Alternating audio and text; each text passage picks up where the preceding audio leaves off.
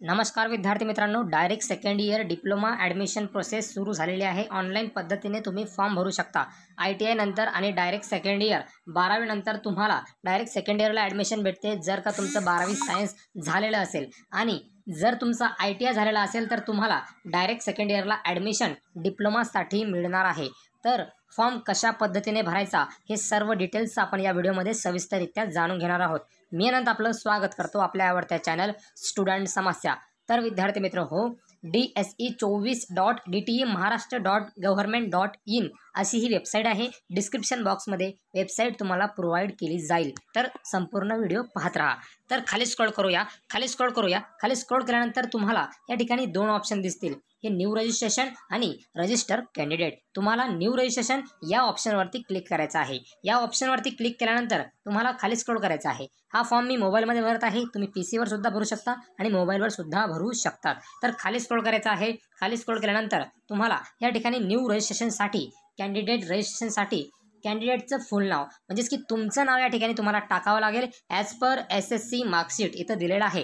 तुमच्या SSCच्या मार्कशीटवर जे नाव आहे ते तुम्हाला या ठिकाणी फिलअप करावं लागेल। त्यानंतर महत्त्वाचं म्हणजे ईमेल ID। तुम्हाला या ठिकाणी ईमेल ID न चुकता एकदम प्रॉपर पद्धतीने फिलअप करून घ्यायचा आहे। त्यानंतर मोबाईल नंबर, ह्या दोन गोष्टी अतिशय महत्त्वाच्या आहेत। त्यानंतर तुमचं या ठिकाणी स्टेट आणि डिस्ट्रिक्ट निवडून घ्यायचा आहे, आणि तुम्हाला जो पासवर्ड सेट करायचा आहे तो तुम्ही या ठिकाणी सेट करू शकता। 7 ते 15 शब्दांचा हा पासवर्ड असणार आहे। तर मी ही डिटेल्स या ठिकाणी भरून घेतो आणि त्यानंतर रजिस्टर या बटनावरती क्लिक करतो। तर अशा पद्धतीने हे डिटेल्स मी भरलेले आहे व रजिस्टर या बटनावरती क्लिक करतो। रजिस्टर या बटनावर क्लिक करण्या अगोदर तुम्हाला या ठिकाणी press okay if you are sure data provide by you is correct, हा डाटा एकदम करेक्ट आहे का असं या ठिकाणी विचारण्यात आलेलं आहे। तर तुम्हाला या ठिकाणी ओके या बटनावरती क्लिक करायचं आहे। ओके या बटनावरती क्लिक केल्यानंतर तुम्हाला तुमचं रजिस्ट्रेशन जे आहे ते कंप्लीट झालेलं आहे। तुम्हाला या ठिकाणी OTP येणार आहे, तो OTP आपण या ठिकाणी फिलअप करून घेऊया। तर अशा पद्धतीने आपण या ठिकाणी OTP हा एंटर केलेला आहे, आणि त्यानंतर सबमिट या बटनावरती आपण क्लिक करूया। या सबमिट बटनावर क्लिक केल्यानंतर तुमचं रजिस्ट्रेशन जे आहे ते कंप्लीट होणार आहे। तुम्हाला या ठिकाणी युअर ॲप्लिकेशन ID सुद्धा दिसणार आहे। Thank you for your registration online for direct second year of post SSC diploma in engineering technology for 2024-2025 या वर्षासाठी। या पुढची प्रोसेस अतिशय महत्त्वाची आहे। ही प्रोसेस तुम्ही कुठेही स्किप करू नका, ही प्रोसेस खूप महत्त्वाची आहे। तर आपण पुढे जाऊया। तर आता आपल्याला लॉग इन करायचं आहे। लॉग इन कशा पद्धतीने, तुम्हाला खालीच या ठिकाणी click here for log in and fill confirm your information, आपण या ठिकाणी हा जो आपला ॲप्लिकेशन ID आहे हा कॉपी करून घेऊ आणि क्लिक हेअर लॉग इन या ऑप्शनवरती आपण क्लिक करणार आहोत। त्यानंतर खाली स्क्रॉल करायचं आहे। खाली स्क्रॉल केल्यानंतर तुमचा जो ॲप्लिकेशन ID आहे तो तुम्हाला या ठिकाणी फिलअप करून घ्यायचा आहे, म्हणजेच की पेस्ट करून घ्यायचा आहे। पेस्ट केल्यानंतर तुम्हाला खाली पासवर्डसुद्धा तुमचा फिलअप करून घ्यायचा आहे। या ठिकाणी मी पासवर्डसुद्धा फिलअप करून घेतो। पासवर्ड फिलअप केल्यानंतर तुम्हाला या ठिकाणी कॅप्चासुद्धा एंटर करायचा आहे, जसं की 13 आणि 1 14 होतात, आणि त्यानंतर लॉग इन या ऑप्शनवरती क्लिक करायचं आहे। तर या डॅशबोर्डवरती आल्यानंतर तुम्हाला या ठिकाणी दिसून येईल welcome for admission to direct second year diploma in engineering technology 2024 आणि 2025 या वर्षाकरता। तर तुम्हाला फॉर्म फिलअप करण्यासाठी खाली स्क्रॉल करायचं आहे। खाली स्क्रॉल केल्यानंतर तुम्हाला दोन ऑप्शन दिसतील, ई स्क्रुटनी आणि फिजिकल स्क्रुटनी। शक्यतो तुम्ही ई स्क्रुटनी करा। फिजिकल स्क्रुटनी जर करायची असेल तर तुम्हाला FC सेंटरवरती डॉक्युमेंट घेऊन हे जावे लागतील, त्यासाठी शक्यतो तुम्ही ई स्क्रुटनी करावे। त्यानंतर खाली स्क्रॉल करायचं आहे। खाली स्क्रॉल केल्यानंतर तुम्हाला या ठिकाणी proceed further fill application form यावरती क्लिक करायचं आहे। यावरती क्लिक केल्यानंतर यानंतर you are applying on the basis of qualifying examination, तुम्ही जर 12वी पास झाला असाल तर यावर क्लिक करा, आणि ITI जर असेल तर यावर क्लिक करा। जर तुमचा 12th SSC झाला असेल तर ग्रुप 1 वरती क्लिक करायचं आहे। त्यानंतर खाली स्क्रॉल करायचं आहे। खाली स्क्रॉल केल्यानंतर तुम्ही महाराष्ट्र स्टेट कॅन्डिडेट म्हणजेच की महाराष्ट्र राज्याचे उमेदवार आहात का, तर या ठिकाणी तुम्हाला या ऑप्शनवरती टिक करायचं आहे।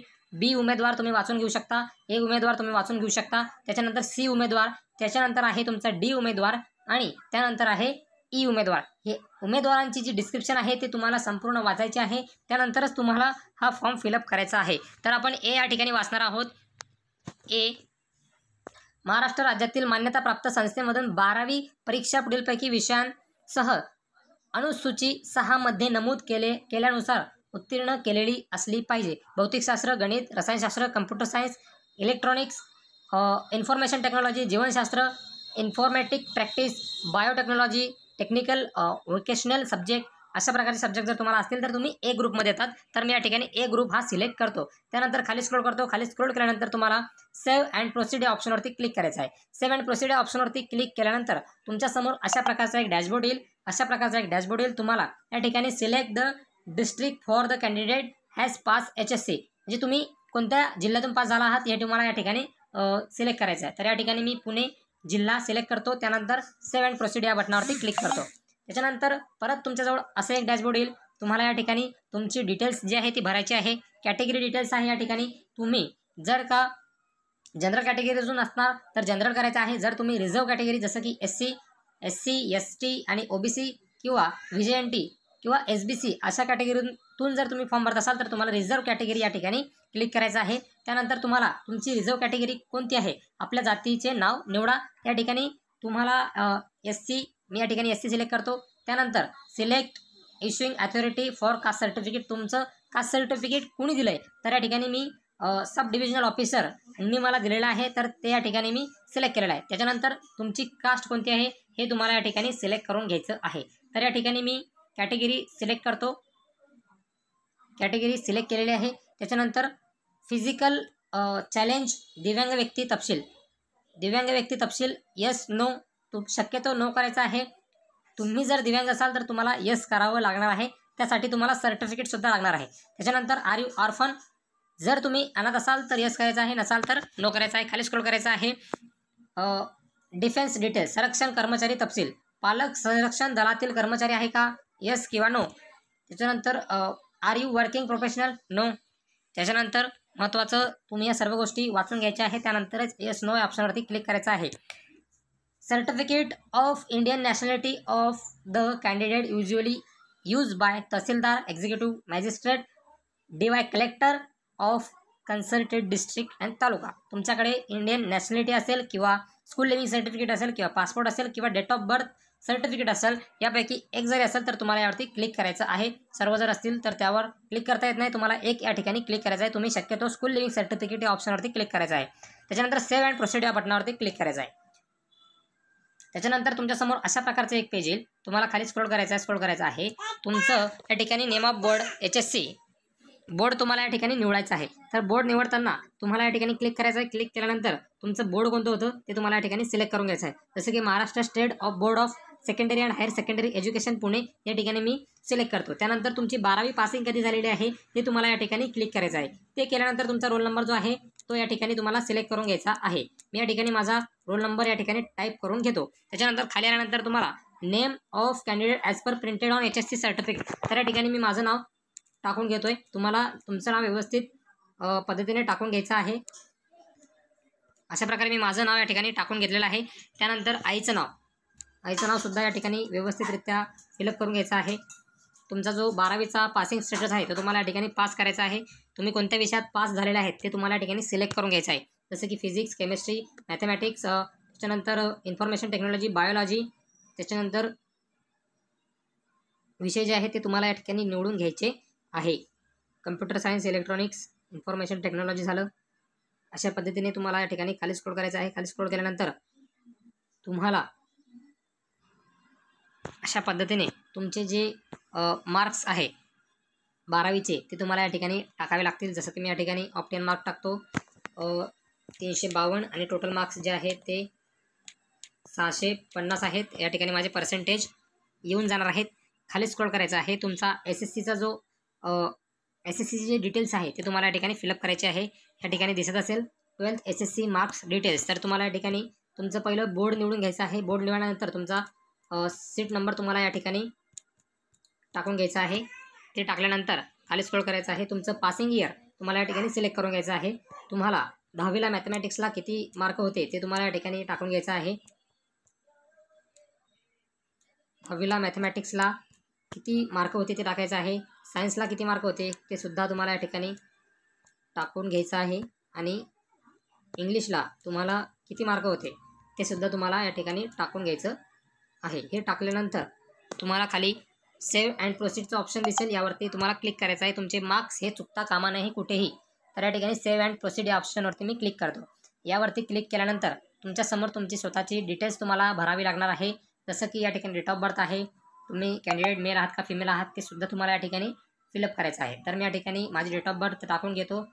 डेट ऑफ बर्थ टाकल्यानंतर अशा प्रकारे तुम्हाला तुमचं इयर, मंथ आणि डेट ही सिलेक्ट करून घ्यायची आहे. या ठिकाणी जेंडरसुद्धा मी सिलेक्ट केलेला आहे.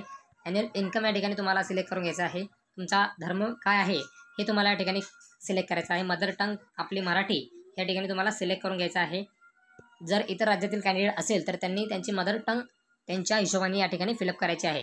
त्यानंतर आपण अल्पसंख्याक प्रकाराशी संबंधित आहात का, येस किंवा नो अशा पद्धतीचा ऑप्शन आहे, तुम्हाला या ठिकाणी सिलेक्ट करून घ्यायचा आहे.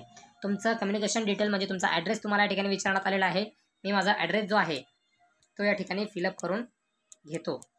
अशा पद्धतीने तुमचा जो ॲड्रेस आहे तुम्हाला फिलअप करून घ्यावा लागणार आहे.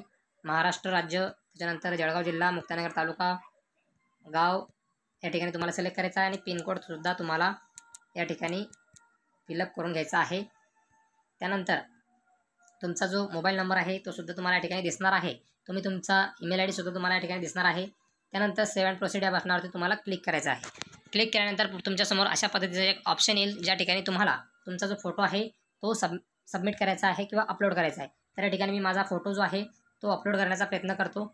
तुमची जी साईज आहे फोटोची ती अशा पद्धतीने पाहिजे असं या ठिकाणी इन्स्ट्रक्शन दिलेली आहे.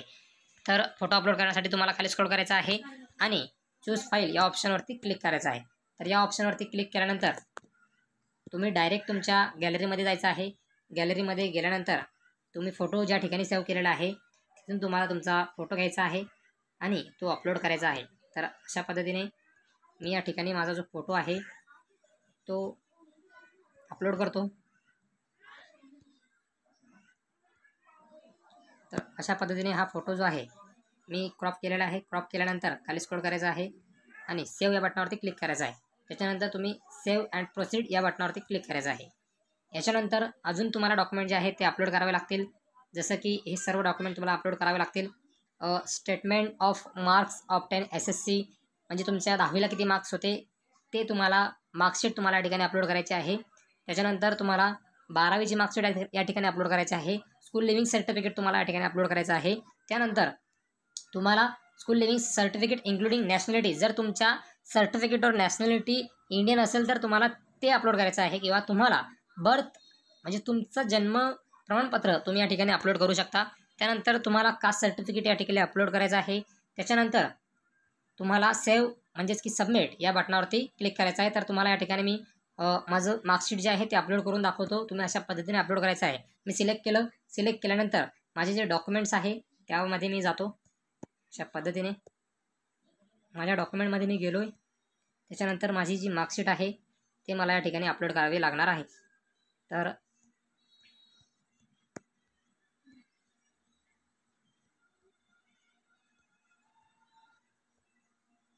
अशा पद्धतीने मी ही माझी मार्कशीट जी आहे ही अपलोड केलेली आहे. तुम्ही या ठिकाणी तुमचा बोर्ड सर्टिफिकेटसुद्धा अपलोड करू शकता आणि सेव्ह या बटनावरती क्लिक केल्यानंतर तुमचा जो फोटो आहे हा अपलोड होऊन जाईल.